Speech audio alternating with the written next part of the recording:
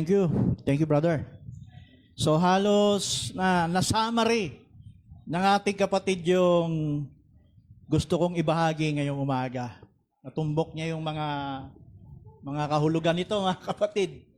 So siguro yung aking babanggitin yung hindi niya nabanggit. So ayun nga, ang verse na ginamit niya ay from Genesis chapter 9. At from verse 18 tapos lumawig siya ng 24 up to 26 ata. So bago ako magpatuloy, mga kapatid, hiling lang muna ako ng panalangin. So yuko muna natin ang ating ulo. Dakilang Diyos, banal at dakila ka, Panginoon. Sa oras nito, Lord, humihiling po ako ng pahid sa umagang ito, Lord. Nakaharap po ako sa iyong kongregasyon, Lord. I am nothing, wala po ako, Panginoon. I'm only your servant, O God. Inihiling ko sa umagang ito, Lord, pagkaloob niyo sa akin ng karunungan, Panginoon, upang sa ganon makapangusap ako sa kanila nang hindi galing sa akin. Manggaling nawa sa iyong banal na Espiritu, Panginoon. Upang sa ganon, anuman ang lalabas sa bibig ko, Panginoon, lakipan mo ng kapangyarihan ito'y makatagos sa kanilang pandinig at makatagos sa kanilang puso, Panginoon. Ano man ang ibibigay mong mensahe sa umagang ito, Lord. Lord, ang kalooban mo ang masunod. Patawarin mo ko, Lord, dahil puno ako ng mga pagkukulang, kahinaan sa iyong harapan, Panginoon. I'm not worthy, O God, to stand in thy word, O God. Ginagawa mo lang kaming karapat-dapat dahil kay Kristo. Kaya sa umagang ito, maraming salamat at maasa kami, Panginoon, na ikaw ay nasa aming kalagitnaan sa anyo ng iyong salita. And we ask this in Jesus' name. Amen. So praise the Lord. Why Noah did curse Canaan instead of Ham. So yun yung huling sinabi ng ating kapatid, na bakit si Kanaan ang sinumpa ni Noe instead of Ham. Okay, so naibigay po ng ating kapatid ang pinaka bird's eye view, yung at least may idea kayo sa kung ano yung bakit ganun ang sitwasyon na si Noah ay may 3 anak, pagkatapos ay mayroon po naisingit na isa, at yun po si Kanaan. Kung mapapansin po natin, sa Bible, 3 lang naman talaga ang anak ni Noe. Shem, Ham, at si Japhet. So nangyari, sa kwentong ito, mga kapatid, pumasok po yung tinatawag na kasalanang incest, na banggit na po yun ng ating kapatid kanina. In other words, si Canaan ay bunga ng pagkakasala. Siya ay bunga ng kasalanang incest. Ang incest po ay mabigat na uri ng moralidad, bagsak na moralidad. Buhat ngayon at doon pa sa unang panahon. Hindi po ina-allowed ng Diyos ang ganong gawain, na kung saan ang magulang at ang anak ay magkakaroon ng affair. At sa istoryang nabanggit kanina, ay tinawag pong yung younger son. Sino yung younger son? Si Canaan. Na tinawag sa Hebrew word, katon. Na ang ibig sabihin ng katon ay small, or tinatawag na, sabi nga, insignificance, or dagdag po natin, humiliation. So yung katon sa isang pinakamalalim na kahulugan, ang ibig pong sabihin, kahihiyan. It is a word of humiliation, yung kahihiyan, bunga ng kahihiyan. Okay, so bago po nangyari yan, mga kapatid, alam natin kung babalik tayo sa simula, na yung pong pangyayaring ito and mag-backtrap tayo sa panahon ng Eden. Nangyari po yung tinatawag na yung katon ay isang kahalintulad ng salitang mongrel. I-search nyo kung ano yung mongrel. Ginagamit ito sa aso na minsan ang ibig sabihin na hybrid. Mixed breed ng aso. So in other words, ang mongrel ay ibig sabihin hybrid. At ginamit yan sa aso. Na kung ibig sabihin, kung may aso, kasi aso ay nagkakaroon ng hybrid eh. Na kapag ka-hybrid nagbunga yon, hindi matrace, hindi malaman o hindi ma-identify kung ano at saan siya galing pag hybrid. Wala siyang identity. So kung babalik po tayo sa kasaysayan ng humanity from the time of Adam in the Garden of Eden, doon po nagsimula, mga kapatid, ang hybrid. Can you say amen? Sa panahon po ng Genesis chapter 3 o chapter 2 and chapter 3, before na magkaroon ng kasalanan inside of Eden. Hallelujah. Yung hayop na ginamit ni Satanas, tinawag na serpent, before it was not called the serpent. So yung pinag-uusapan natin na serpent, bago siya sinumpa, hindi po siya serpent before. Can you agree? So, kung hindi siya serpent, hindi siya tinatawag na serpent before, ano ang tawag sa kanya? Mukhang tao. Tama? Sana na-gets nyo, no?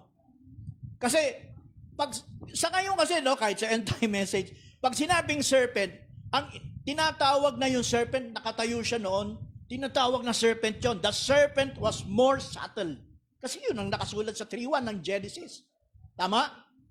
Pero yung nagsusulat niyan, si Moses, flashback, ano na yon? Term. Ibig sabihin, tapos na may nangyari na. Sinumpa na yung mukhang tao na ginawang ahas.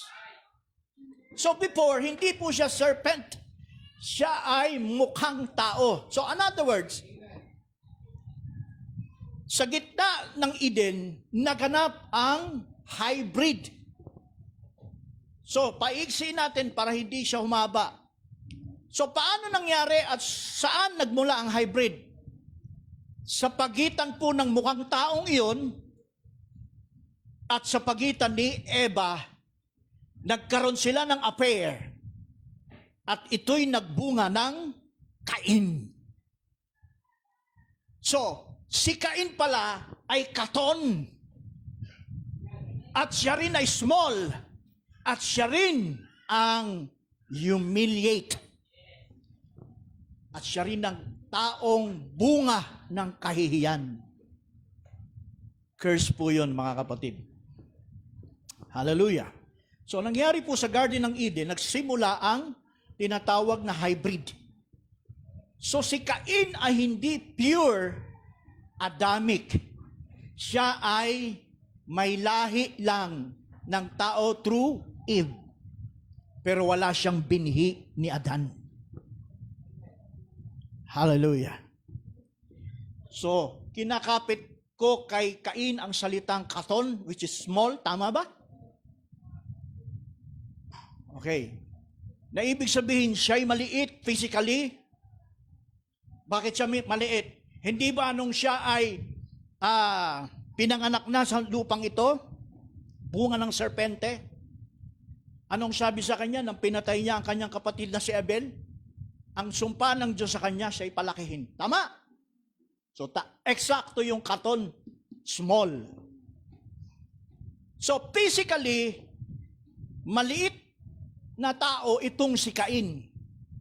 Pero, nung siya'y gumawa ng kasalanan sa Diyos because he slew his brother, pinalaki siya ng Diyos na parang giant. Kasi bakit? Anong rason? Kaya siya pinalaki ng Diyos kasi ang sino mang makakapatay sa kanya, 7-fold ang sumpa. kung paanong sinumpa ng Diyos si Cain. Kapag may pumatay sa kanya, yung sumpa papataw ng 7 beses. Kaya hindi pinahintulot ng Diyos na maging mas masama kaysa Cain ang makakapatay sa kanya. So lalaganap ng husto ang kasamaan. Kaya ang ginawa ng Diyos, pinalaki siya. Okay. So, doon nag-start mga kapatid sa Eden ang hybrid.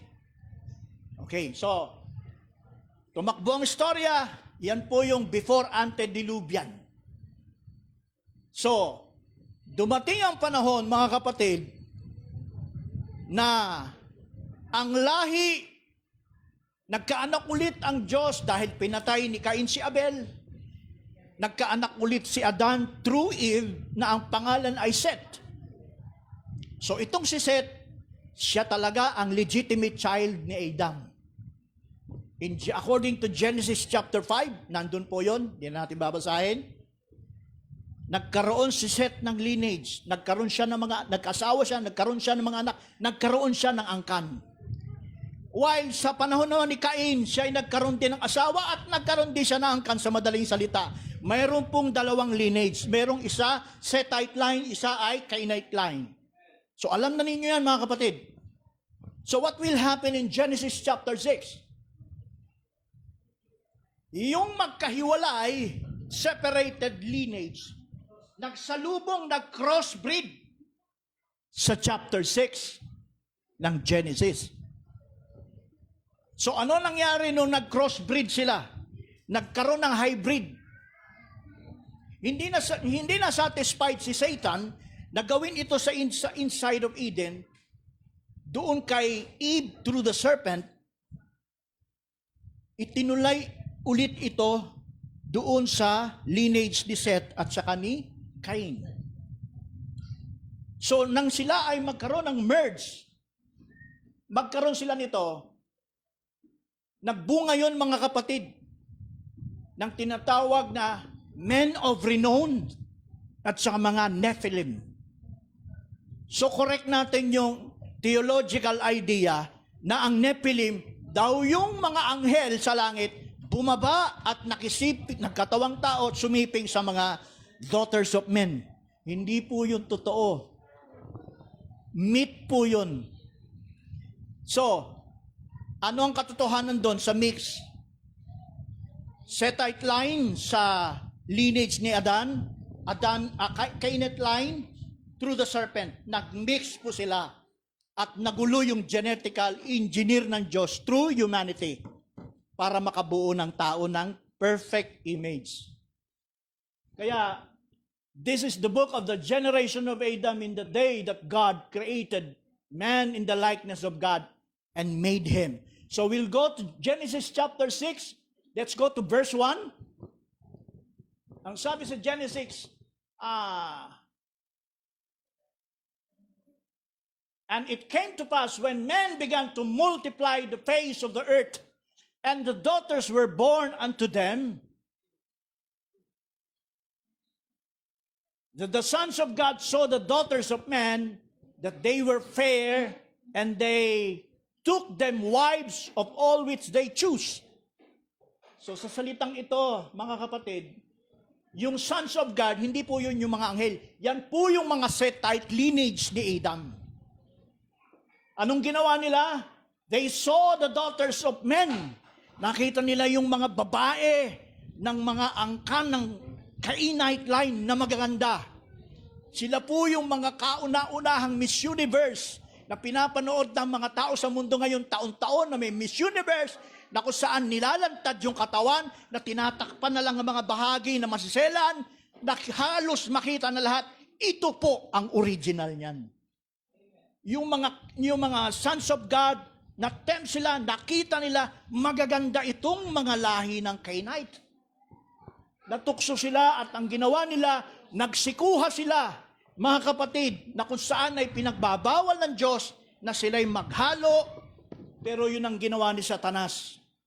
They took them wives, all of which they choose. Verse 3. And the Lord said, ngayon ito na resulta ng mix, my spirit shall not always strive with men. for that he also is blessed, yet his days shall be 120 years. Kaya ang Diyos, mga kapatid, nagtakda ng taon, that is 120, at sa time ng 120, pupuksain niya sa pamamagitan ng tinatawag na deluvian. By flood. Kasi bakit? Napipighati na ang Espiritu ng Diyos. Saan?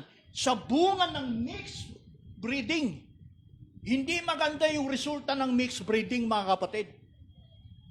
Hallelujah. Kaya, nasira ang plano ng Diyos sa tao, na kung saan tinatanim ng Diyos ang imahen at kanyang larawan sa humanity, but nasira yun dahil sa mixed breeding.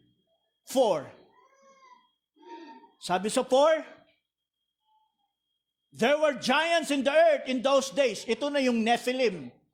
That when the sons of God came unto the daughters of men, and they were children to them, the same became mighty men that were of old, and men renowned. Okay.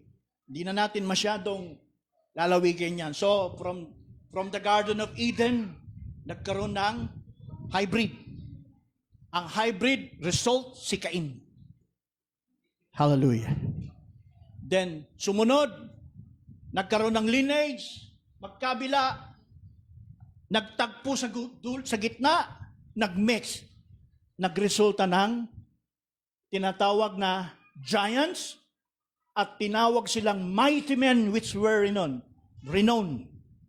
Ibig sabihin, itong mga lahi at ang kanikain, mga kapatid, magagaling. Hallelujah. Mahuhusay, inventor, matatalino, yun ay produkto. Praise the Lord. Nandiyan kayo, nasundan niyo, mga kapatid? Hallelujah. Praise the Lord. Kaya, balikan po natin kasi ito yung topic natin, why did Noah curse Canaan instead of Ham? Meron po kasing, mga kapatid, mensahe nakapaloob dito na hindi nakikita ng maraming preacher sa panahon natin ito. Marami nagpapaliwanag in YouTube about this subject. Marami nagpapaliwanag, tingnan nyo. Pero, hindi nila matumbok kung ano talaga. Hindi nga nila mapaliwanag kung paano nangyaring si Kanaan ay naging bahagi ng 4 na magkakapatid na yan. Hindi nila yan ma-explain ng mabuti. Hallelujah. So, balikan natin ito, mga kapatid. Genesis chapter 9. So Genesis chapter 9, praise the Lord, verse 25 or 24 ata. And Noah awoke from his wine and knew what the younger son had done unto him. So dinala ko na rito kasi sinabi na ni CJ yung iba. Sa istoryang yan, si Noah, after ng flood, humupa, natuto si Noah na magtanim ng tinatawag na ubas. At sa kanyang pagtatanim na ubas, na-discover niya na yung katas ay pwede palang gawing alak na nakalalasing. So yun ang nangyari. Naging lasinggero si Noah. Mga kapatid, si Noah ba ay lingkod ng Diyos? Yes. Agree kayo? Okay. Si Noah ba ay may talinong galing sa Diyos tungkol sa patriarka? Alam niya kung paano niya pamahalaan ang kanyang pamilya. Pero bakit humantong sa ganon? Na sa verse 24, nang siya'y dumating sa akto na lalasing siya, nakahiga siya sa sobrang kalasingan, nahubaran siya. At nandun, sa kanyang tolda, nakatihaya, nalikita lahat ng lahat. Hallelujah! Anong nangyari sa 25? And he said, cursed be Canaan, a servant of a servants shall be unto his brethren. Ito pong verse 25 sa pagitan ng 24, hindi po yan 24 hours nang si Noah ay lasing. Tapos nakasilip siya na doon sa tabi niya, nandun yung kanyang asawa, Mrs. Wife, Noah's wife. Tapos, si Ham ay may ginawa. Sabi doon sa talata, alam ni Noah na may ginawa yung kanyang bunsong anak. So, ang tanong, ano yung ginawa na yun? Na nagbuntod, bakit sinumpa si Kainan? At mapapansin nyo mga kapatid, sa 24, nalasing siya, nagising siya, tapos nakita niya, alam niya kung anong ginawa ng kanyang bunsong anak. Had done unto him. Sa verse 25, bigla niyang sinabi, sumpain si Kanaan.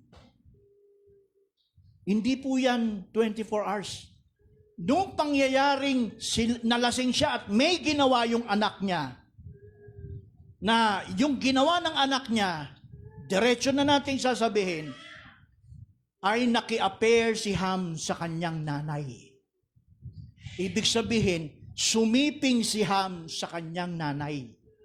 At yung nanay naman, sa kagustuhan ng anak, pinayagan niya. Ang tawag doon, incest. So, kaya ang resulta mga kapatid, instead of sumpain ng Diyos si Ham, ang sinumpa ay si Kanaan. Bakit si Kanaan ang sinumpa? Kasi yung bunga ng kasalanan ang pinakamatinding kahihiyan kay Noah. Kaysa kay Ham. Alam nyo mga kapatid, kung si Ham, nangyari, ginawa niya sa nanay niya yon, alam nyo ba sa panahon na yon, kung hindi nagbunga yon, okay lang yan, baliwala yun eh. Tama, hindi? Dahil sa panahon na yun, ay inbreeding season sila. Pero ganun pa man, nagkabunga kasi. At yung bunga na yun, nung naalaman ni Noah, ganun nga ang ginawa, sa ganung uri ng kasalanan, sexual immoralidad. Hallelujah! Habang lumalaki ang tiyan ni Mrs. Noah, bumibigat ang kahihiyan ni Noah doon sa kanyang asawa. Habang lumalaki ang tiyan. Hanggang sa ito'y ipinanganak at pinangalanan na Kanaan, doon na sinumpa na ni Noe. Sumpain nung pinanganak si Kanaan. Sumpain ng Kanaan. Sinumpa siya. And by the way, brothers and sisters, sinasabi natin na ang produkto ni Kanaan o siya mismo ay black people. Agree ba kayo? Black ba si Ham? Black ba si Ham? Black ba si Kanaan?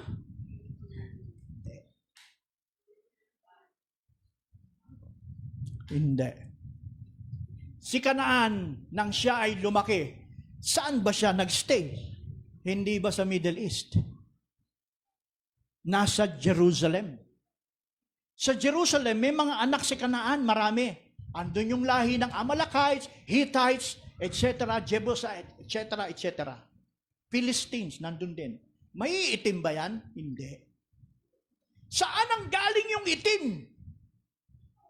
Ang itim na pinanggalingan, mga kapatid, yung ang anak ni Ham, naging anak din ni Kanaan, nakarating from Africa. So, malaki ang kinalaman ng kulay ng mata at kulay ng buhok at yung figure ng tao kung saang lugar sila nandoon. Kinakain nila, klima nila ay nakapagpapabago sa tinatawag na selula ng katawan na tinatawag na melanin. Search niyo yung melanin. Ang melanin, mga kapatid, ito ang nagbubuo, parang pigment, parang siya ang nagbibigay kulay. Kung halimbawa nasa tag-init ka, ay talagang mangingitim ka. Tinamaan ka ng araw, yung cell na nando sa loob ng katawan ng tao ay magpuproduce yung melanin, magpuproduce ng black. Kung ang mga tao napunta ng bandang Europe, malalamig na lugar, hindi masyadong mainit, gagalaw din ng melanin na sila ibibigyan ng magandang complexion, white, at yung mata nila magiging blue, yung kanilang hair ay parang golden hair. White. Yun ay dahil sa melanin. Hindi dahil galing kay Ham ang kaitiman, mga kapatid. Hindi po. Hindi po kulay ang sumpa. Ang kulay, mga kapatid, ay ang sumpa ay tumawid kay kaanahan. Not only for physical, tumawid yan for spiritual. Hallelujah. Praise the Lord. So, kaya mapapansin natin, si Ham ay sabi ni CJ, may 4 na anak. Sino-sino yon? Isa na si Put. Isa na si Misraim. Sino pa? Si Cush. Yung isa, sino? Canaan. Hallelujah. So,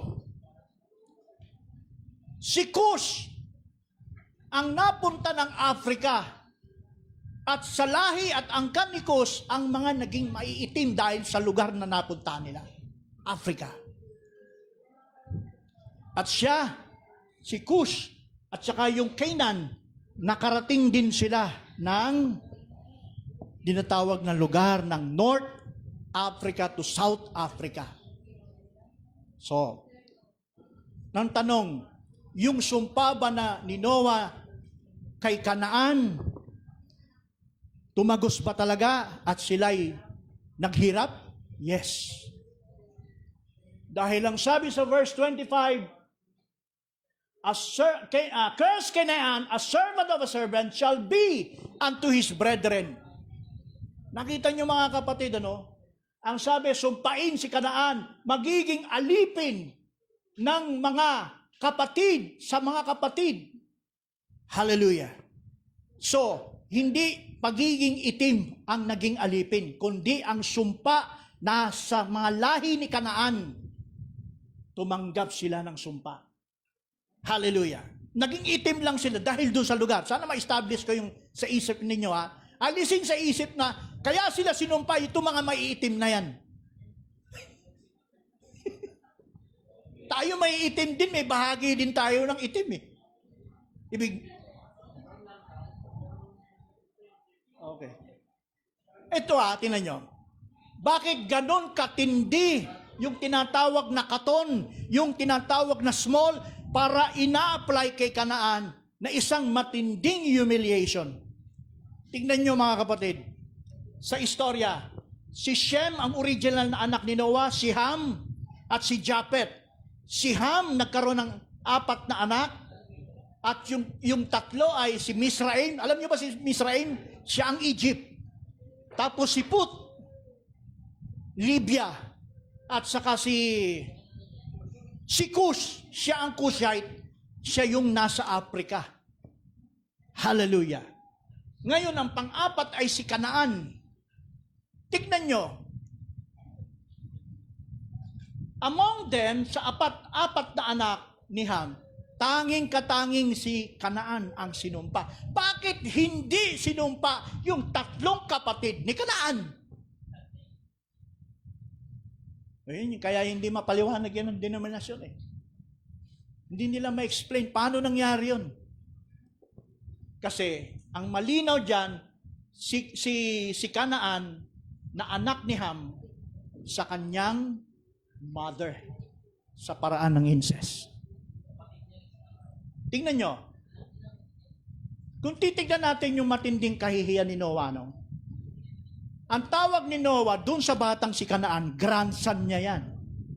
Tama? Tapos, yung anak ni Noah, sila Shem, si Japhet, kapatid din ni Kanaan sa ina. Natiyuhin niya. Ano pa ang tawag ni Kanaan sa kanyang nanay? Lola. lola na, mama pa niya. Si Ham, papa niya, kapatid niya rin. Nakita niyo yung matinding kahihiyan niya, di ba? Brothers and sisters, yan yung bagay na gustong gawin ng demonyo, sirain yung magandang kalagayan ng tao. Hallelujah. Can you say amen? So, yan ang istorya, mga kapatid. Ngayon, mahaba itong istorya na to eh. Baka kulangin ako ng oras. O, konti na nga lang yung oras eh. Eto, gusto niyong kunin natin yung tipo? Ano yung tipo ni Noah? Anong tipo ng asawa ni Noe, si Mrs. Noah? At ano rin ang tipo nitong si Ham at saka ni Kanaan? Hallelujah. Masakit ito, kapatid, pag-aralan eh. Pero sana wag kayong magalit, Kasi, wag kayong magalit sa akin kasi patriarchal to eh. Hukom to, mga kapatid eh. Kasi kung ipaliliwalag lang natin ito, it's like a denomination, it's only a theological knowledge. Mag-i-enjoy lang kayo. Amen? Pero maganda yung matouch natin yung damdaman natin. Damdamin natin bawat isa. Ano yung ugnayan natin sa paksang ito? Kasi kung lalawigin ko pa ito, maubos ang oras natin, pagagandahin ko, kilitiin ko lang kayo sa unawa, mag-enjoy kayo, amen? Pero dapat makukuha natin yung lesson. Bakit ipinasulat ng Diyos? Okay. Ang significant ng katon, ang significant ni Noah. Si Noah ay isang patriarka na may pagkukulang sa Diyos. Ano yung pagkukulang? Patriarka siya, alam niya yung paraan ng training para sa kanyang pamilya. Pero, ang naging pagkukulang ni Noe ay siya'y relax. At bukod sa pagiging relax ni Noe, may attitude siya na naglilibang doon sa bagay na nadiskubre niya. Yun ang alak.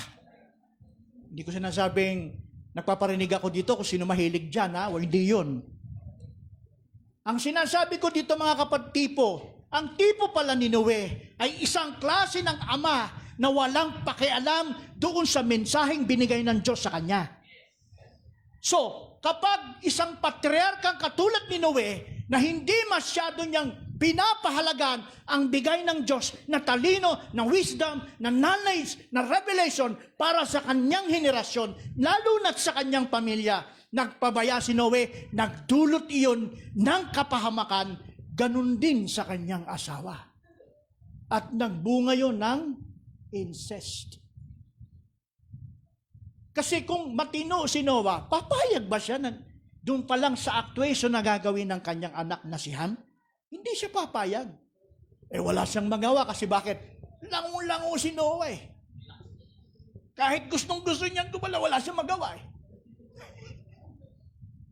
Iyon ang dulot yun ang resulta na siya'y hindi makakilos, makagalaw dahil siya'y nalibang. Sorry, sa Bisaya, masama ang libang. Yung paglilibang na sa mga bagay na walang kwenta sa panahon ni Noe. Yung pag-inom ng alak, yung palang yung magandang kasiyahan nun. Ito, pangalawa. Ito, yun ang tipo ni Noe, tipo sa mga ama, kasama ako doon. Kung ako'y may pabaya sa sarili ko, ako'y nagpapabaya, may alam ako sa principle ng hukom at hindi ko rin to ina-apply sa aking asawa, sa aking anak, katulad ako ni Noe na pabaya sa mensaheng ito. At kung ako'y pabaya, magagawin ko yan, mangyayari, magdudulot ito ng tinatawag na spiritual incest sa aking sambahanan. Amen? Okay. So yan yung sa lalaki. Kapabayaan, tulad din na Adan, diba? Si Adan, pabaya din eh. Sa kanyang asawa, kaya nasingitan siya nung serpente. Tama, hindi? Yun ang totoo, mga kapatid eh. Pinasulat yung kalagayan ni Noe, ni Adan, kung bakit nahulog si Eva, kapabayaan niya. Si Noe ganun din. Kaya yung tipo nila mga kapatid ay tumatama sa ating mga magulang na ama ng tahanan. Kung tayo'y kabilang sa patriarka at alam natin ang instruction ng Diyos, pero nagpapabaya tayo, matutulad tayo kay Noe. Whether we like it or not, mga kapatid. Hallelujah, matutulad tayo. Ngayon, ito naman sa kananayan. Huwag kayong magalit, ha? Walang personalan to. Trabaho lang, sabi nga ng ating kapatid. Ano naman ang makikita nating larawan sa ina patungkol sa kanyang anak? Ang larawan ng isang ina na katulad ni Mrs. Noah, kung ano yung, alam din niya, may alam din siya, di ba? Kung ano yung gusto ng kanyang anak, ipinagbibigay niya. Tama, hindi? So, nature ba ng nanay yan? Yes. Tama, hindi? Nature sa kababaihan, sa magulang na kananayan, na kung ano yung gusto ng anak, ng apo, kahit mali, na pagbibigyan. Tama, hindi? Tama. Pero kung ang isang magulang may malalim na relasyon sa hukom, ibig sabihin may alam, hindi yan papayag. Ipaglalaban niya kung ano yung alam niyang tama na para sa ikabubuti ng kanyang mga anak. She will never compromise in this message. Hallelujah. Praise the Lord. Amen? So kung bibigatan pa natin mga kapatid, yung incest may tinatawag, o yung curse ng incest may tinatawag tong kultura. Matindi yan mga kapatid. Hallelujah. Yung katon na binanggit ni brother, matindi yan. Yung humiliation. So kung may magulang na ama, pabaya, hindi sinisikap ang pagiging patriarkal niya sa kanyang sariling sambayanan, magdudulot talaga ng kapahayan sa loob. Kasi bakit? Ano ba ang kailangan ng ama sa loob ng tahanan? Gamitin yung kanyang assert para sa kanyang pamilya. Design ng Diyos yan sa mga katatayan na gamitin po natin ang assert para sa ating sambayanan upang sila'y may ligtas natin sa kapahamakan. Anong klaseng kapahamakan? Hindi na yung salaman lang, kundi yung spiritual incest. Hallelujah. Praise the Lord. Nandiyan pa kayo mga kapatid? Praise God. Hallelujah. So ganun sa tatay, assert ang kailangan. Sa nanay, ang kailangan dapat alam ng nanay yung offensive na dapat gawin. Offensive. Yan ang dapat pinupulido ng isang nanay na malaman, maintindihan paano siya mag-offensive sa kanyang sambayanan. Can you say amen? So, dahil ang kalikasan ng nanay ay masyadong yung parang malambing, madaling pakiusapan. Nangyari yan sa mga Bible character. Sino ba yung pwede nating example? Kilala niyo si Jacob. Kilala niyo si Jacob, di ba? Kilala niyo yung nanay ni Jacob? Si Rebecca. Meron bang ginawa si Rebecca na hindi tama sa kanyang anak? Meron. Kinompromise niya yung blessing.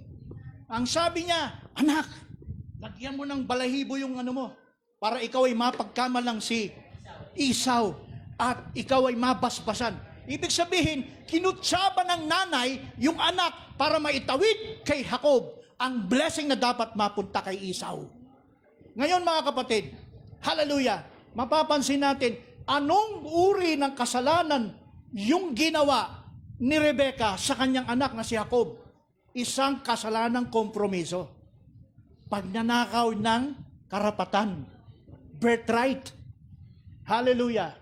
Ang ginawa kasi hindi naman sana, kung naghintay lang talaga sana si Jacob, pagpapalain din talaga siya ng Diyos . Pero hindi doon sa paraan na ginawa ni Rebecca na sarili niyang pamamaraan. Sariling diskarte. So sa ginawa ni Rebecca para kay Jacob na siya'y tumanggap ng blessing, nagdulot ba yun ng kahirapan kay Jacob? Yes. Jacob, tinapon siya sa labas dahil hinanting siya ni Esau eh.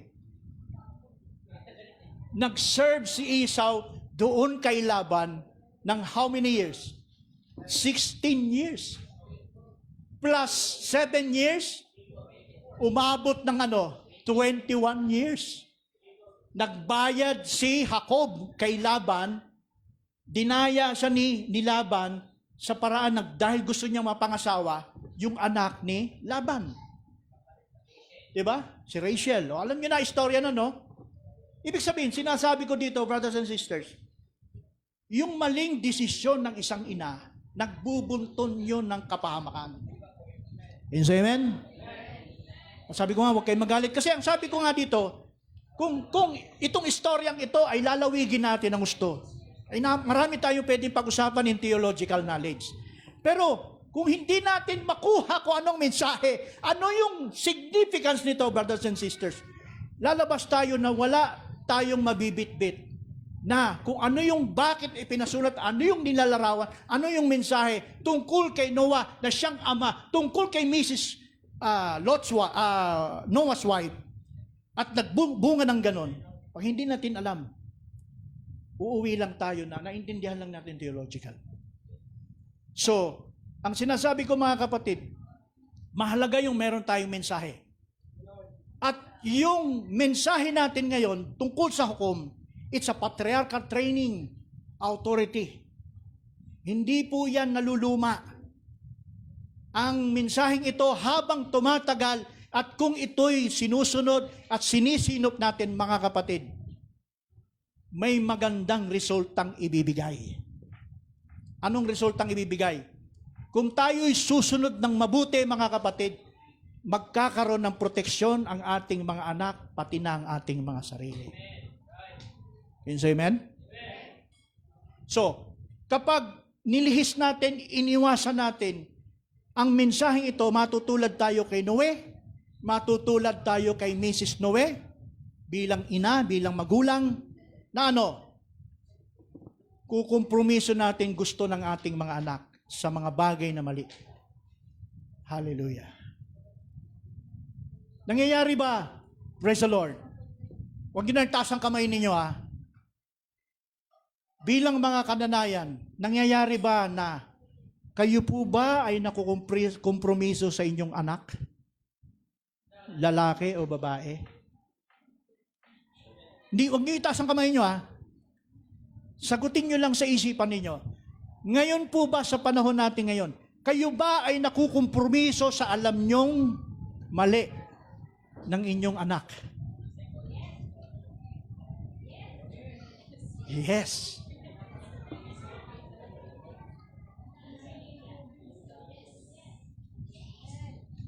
Hindi lang anak, na itatagos natin to hanggang sa kaapu-apuhan natin. Nakukompromiso ba tayo? Yes. Isa sa pinakamaganda sa harap ng Diyos na sabihin natin, aminin natin, opo, nakukompromiso tayo. Sa harapan ng Diyos, natutuwa ang Diyos sa pag-amin natin ng ating pagkukulang. Sino ba hindi nagkukulang dito? Ako nagkukulang, kami nagkukulang ni Sister Len. Walang hindi nagkukulang na magulang dito. Walang tatayo sa pulpitong ito na sasabihin, ako'y pulidong nakakagawa ng lahat ng pinapagawa ng Diyos. Lahat po tayo subject sa pagkukulang. Ang pinakamaganda mga kapatid, inaamin natin sa sarili natin na may pagkukulang tayo. So, bilang berayan, hindi rin sapat na aaminin lang natin ang ating pagkukulang, kundi sikapin po natin, puntahan kung sino yung may alam ng patungkol sa pagsasanay, pagtitrain, patungkol sa pag-aayos ng sambayanan, na ang sambayanan ay magkaroon ng kaligtasan, magkaroon ng tinatawag na larawan ng Diyos. Hallelujah. Alam niyo, marami akong gusto sabihin, no? Dahil we have no much time. Limitado tayo eh. Pero, nakain kasi oras ko eh. Wala pa naman. Hihingi lang ako ng konting-konti lang. Ito, dadagdag ko mga kapatid. Curse upon Canaan instead of Hama. Curse be to Canaan. Ang sumpa na ibinigay kay Canaan, nangyari. Diba? Kaya yung mga Africa, naghirap sila, ginawa silang slave. Tama ba? Natupad ba yung they were saved to their brothers? Tama? Inalipin sila sa Europa, sa Amerika. Sila'y naging itim. Inalipin sila sa buong mundo, mga kapatid. Natupad? Yes. Natupad ang sumpa ni Noe. Physically, hereditary. Pero ito, mga kapatid, ang sasabihin ko. Yes, hindi lang ang ni Cain, heritage lineage ni Cain, kundi ang sumpa ni Noah doon kay Canaan, tumagos lahat sa lahat ng tao until this generation. Kasi, ang tinatawag dito na hybrid, tinatawag na incest breeding, mga kapatid, hindi na po ito dugo. Una, dugo eh. Ano na? Kultura na. Kaya meron tayong tinatawag, mga kapatid, na psychological idolatry, spiritual idolatry. Yan po ay pasok sa katon, yan po ay pasok sa mongrel. Ibig sabihin, ang kondisyon ng mundo natin ngayon, whether you are Christian or not Christian, lahat ng tao ngayon ay pwedeng nahuhulog sa tinatawag na incest, spiritual hybriding. Kristiyano ka, pero ginagawa mo ito. Kristiyano tayo, pero itong ginagawa natin. Hybrid, hindi. Hybrid. Bakit hindi tayo makahulagpos dyan? Kasi totoo talaga, hindi na sa dugo ang pinag-uusapan. Ang sumpa ni Noe kay Canaan ay hindi lang para sa angkan ni Canaan, pumasok na sa lahat ng tao. Hallelujah. Tama, Brother CJ? Tingnan nyo, Kristiyano tayo, mga kapatid. Kaya nga sabi ko kanina, kung tayo'y patriarka na magulang, ano ang kinakain at ano yung pinapahintulutan natin sa mga anak na ang ginagawa ng anak, kung sila, sabi nga, gagamitin ko yung term ng ating kapatid. Ang sabi ng ating kapatid, naririnig ko sa class, pinapayagan natin ng ating mga anak kumakain ng basura. Alam nyo ba yung kinakain na basura ng ating mga anak galing sa sumpa ng lahi ni Cain, na ngayon ay mga maiitim, umitim, kasi African. Alam nyo ba ang mga negro ngayon ay sikat sa lahat ng bagay? Sikat sila sa sports, lahat ng sport, sikat sila sa kantahan. Mga galing, they were renowned. Magagaling sila. Mga kapatid, ano pa? Sa black people, nagsimula ang jazz music. Hallelujah. Kaya kami musician ka, alam mo yan. Sa kanila, nagmula ang tinatawag na blues gospel.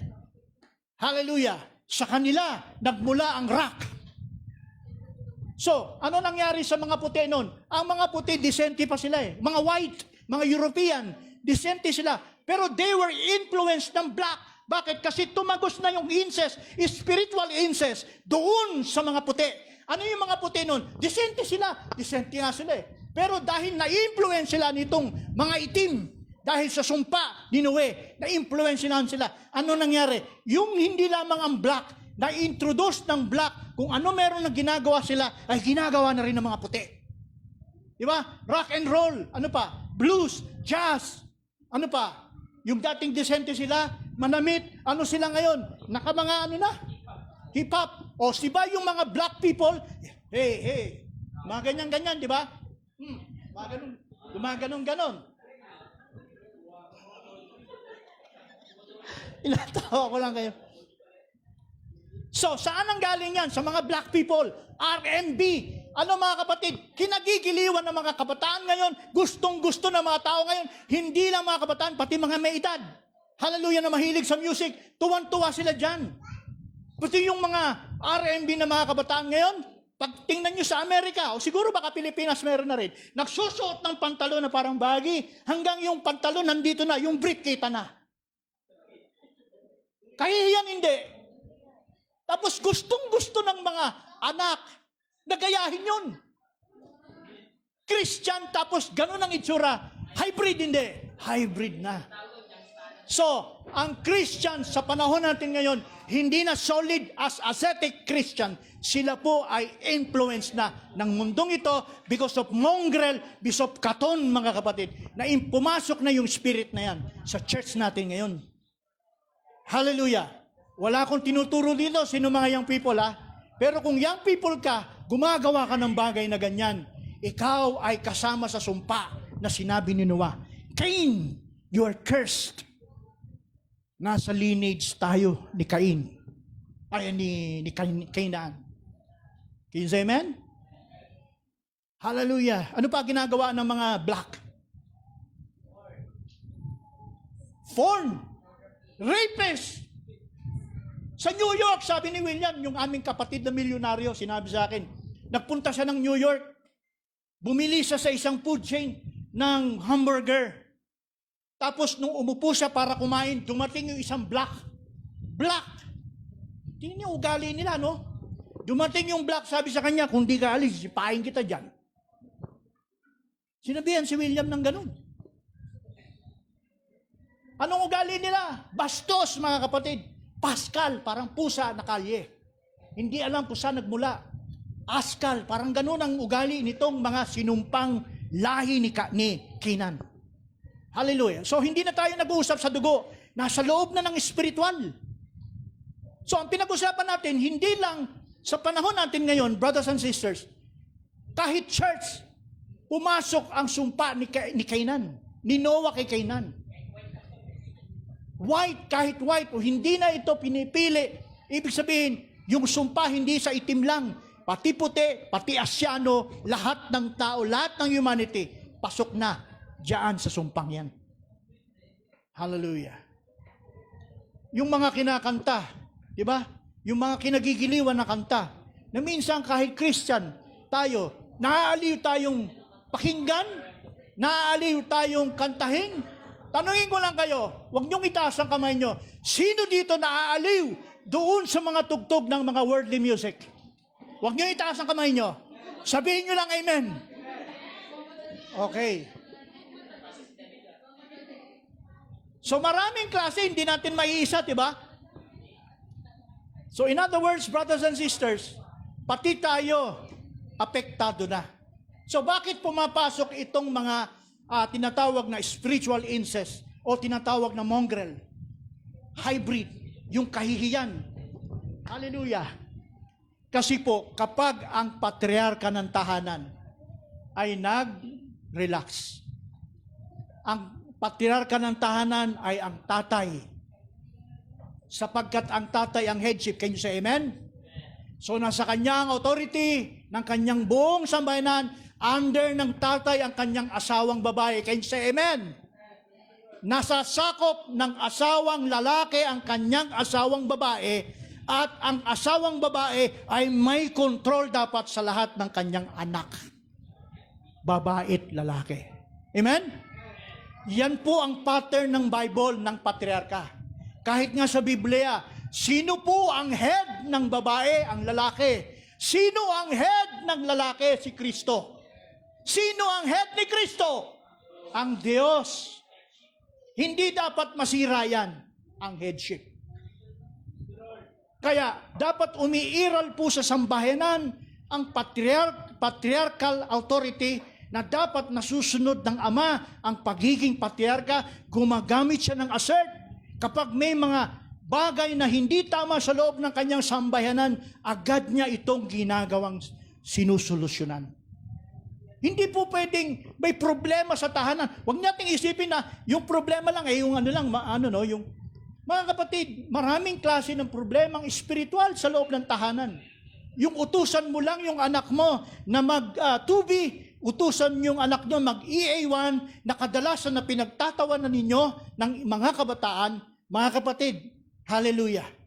Hindi natin alam na yan ang magbibigay sa atin ng proteksyon para sa ating spiritual na buhay.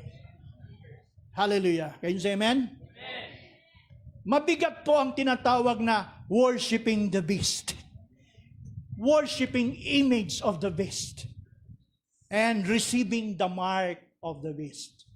Ibig sabihin, kaya binigay ng Diyos sa atin ang hukom, kaya nilagay ang patriarka para ito'y dapat umiral. Mga kapatid, pag ito'y natupad, hindi papasok ang pagsamba sa loob ng Alam nyo ba kahit nasa loob ng tahanan na isang Kristiyano, nagaganap din sa loob ng tahanan ng pagsamba sa Diyos-Diyosan. They are worshiping the image of the beast. Marami hindi na siguro nakakaalam, no? Kristiyanong pamilya, linggo-linggo nasa church.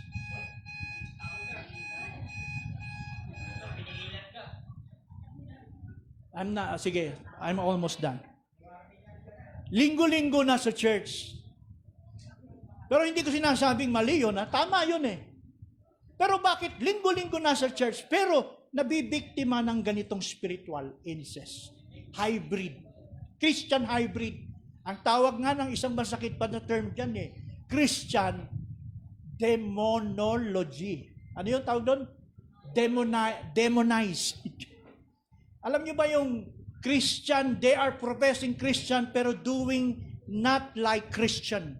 They doing not like act as a Christian. Christian. So hindi ako nagpapatunog dito mga kapatid. I-general ko, halos, hindi lang naman dito, halos karamihan church Ngayon ang mga churches ngayon, pagalingan ng tugtugan. Amen? Palagalingan ng talagang kalabit. Pagalingan ng performance sa church. Because they are Christian. They are professing Christian. I am a Christian. I am a born again. Pero paglabas ng church, mga kapatid, saan pupunta? Saan pumupunta? Ano-ano ang ginagawa? Yan na ang sumpa ni Noah kay Kanaan. Nakatawid na sa lahat. Hindi lang sa mga worldly people. Hindi lang sa mga unbeliever. Pati sa church, pumasok na yan. Hallelujah. Praise the Lord. Kaya nga kung ibig sabihin, kung hindi pa natin sisinupin ang mensaheng ito mga kapatid, at tuluyan na natin itong itatakwil. Curse, sabi ni Noah, curse be upon Canaan. Magsiserve sila sa kanilang mga kapatid. Ano mangyayari? Matutupad ba yung maglilingkod kayo sa inyong kapwa kapatid? Yes. Hindi po alam niyo yung klase ng paglilingkod ng kasumpa, iba yun. Sa klase ng paglilingkod sa church. Kasi tayo naglilingkuran din sa isa't isa Iba yung trato natin pag you are member of the body of Christ. Halimbawa, you are member of the body of Christ, iba ang trato ko sa pagiging kapatid ko sa'yo. Kakamayan kita, we praise the Lord, iba yung fellowship natin, iba yung usapan natin, kaysa dun sa isang unbeliever na pagpumasok dito. Tama, hindi? Pag may isang unbeliever pumasok dito, maipapakita mo sa kanya? Maipapakita mo ba sa kanya yung trato ng isang katulad ng kapatid? Hindi. Sabi ni Paul, you treat him as unbeliever.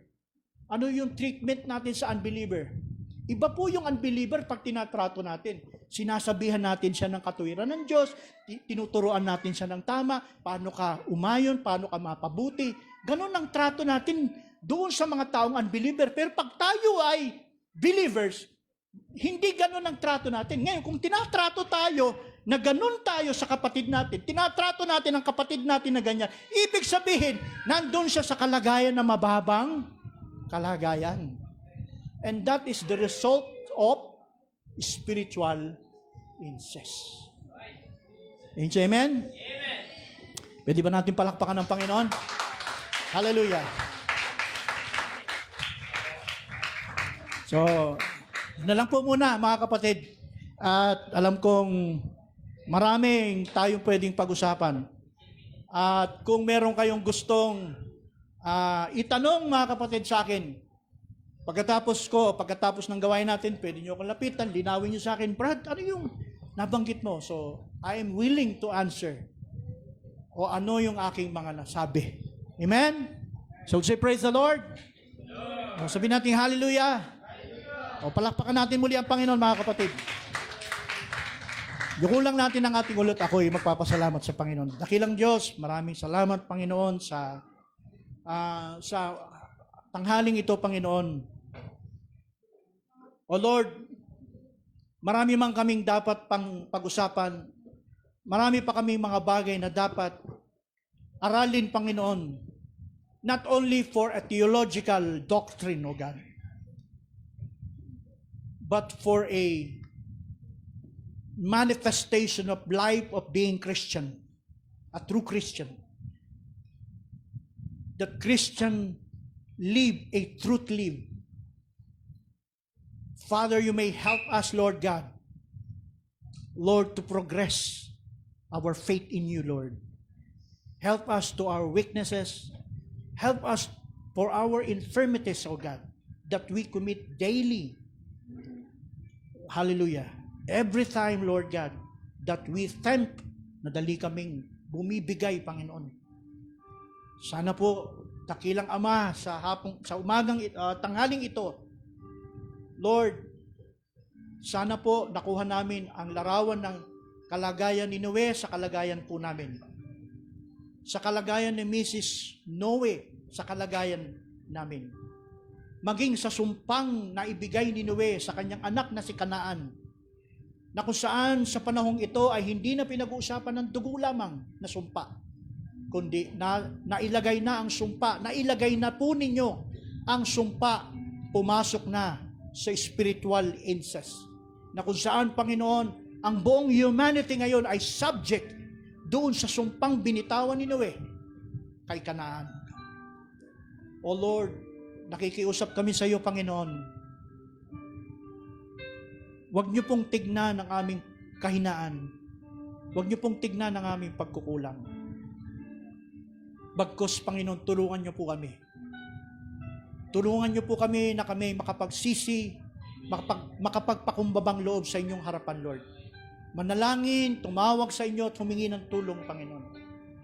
Lord, tinatas ko po ang aking mga kapatid, ang mga magulang, nakatulad ko mga magulang, Lord, na kung paano kung may mga kahinaan at pagkukulang ko sa mensaheng ito, alam kong ganun din sila, Lord. Tinataas ko sila sa inyo, Panginoon. Lord, huwag niyo pong hayaan, Panginoon, na ang bawat sambahinan ay kainin, Lord, ng sistemang ito, ng kasalanang incest, hybriding, o yung katon, tinatawag, mongrel. Hallelujah. Huwag niyo pong hayaan, Panginoon, sa buhay ng bawat pamilya, Panginoon, ay malagay sa kahihiyan ng dahil sa kapabayaan. Huwag niyo pong hayaan, Panginoon. Lord, paalalahanan mo kami kung kami, Panginoon, nagmamatigas sa aming puso. Kung nagkakaroon kami, Panginoon, ng mga katwiran, Panginoon, sa iyong mga salita. Lord, paalalahanan mo kami. Huwag mong hayaang tumitigas ang aming puso. Lord, palambutin po ninyo, Panginoon. Bigyan mo kami, Panginoon, ng presensya mo, Lord. Sa panahon kami ay luluhod, Panginoon. Ipaparanas mo sa amin, Panginoon, tutulo ang aming luha, Panginoon. Palatandaan, Panginoon, na pinapatama mo sa amin ang iyong presensya. O Lord, tulungan niyo po ang bawat isa na laging makipag-usap sa iyo, Lord. At Panginoon Diyos, dinadalangin ko po, Panginoon, na habang nandyan pa, Panginoon, ang aming kapatid, na kung saan pinagkalooban mo ng mensahe, Lord, habang buhay pa siya, Lord, tulungan mo kami, bigyan mo kami ng lakas ng loob, na kami ay magkumonsulta, Panginoon, kami magtanong sa mga bagay na pangangailangan ng aming sambayanan, sa mga dumarating na mga problemang hindi na masolusyonan, Panginoon. Hallelujah! Na ang ginagawa na lang namin, tinatapalan na lang namin, kinukubli na lang namin, tinatago na lang namin, Lord. Bigyan mo kami ng lakas ng loob, lumapit, at humingi ng tulong at kunin sa Kanya, Panginoon, yung mga bagay na solusyon para sa Lord, ikaayos, Panginoon, ikatitibay ng aming sambayanan. Magkaroon kami ng proteksyon.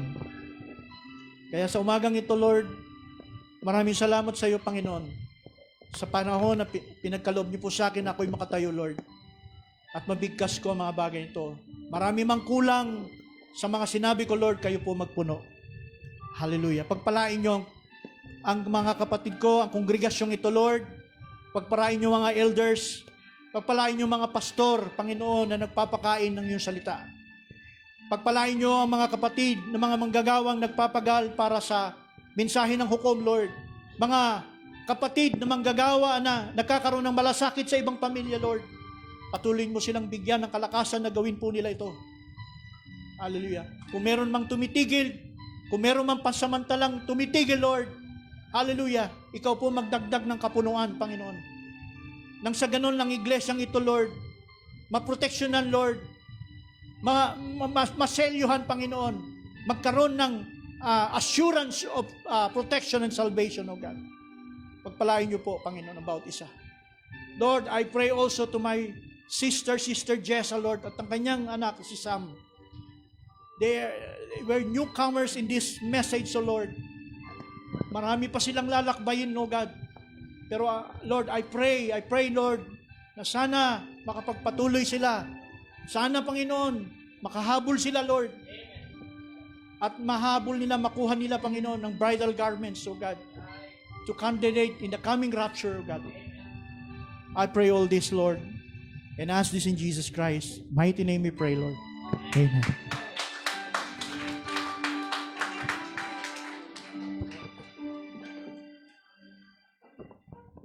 Ayan. So yun. Hello.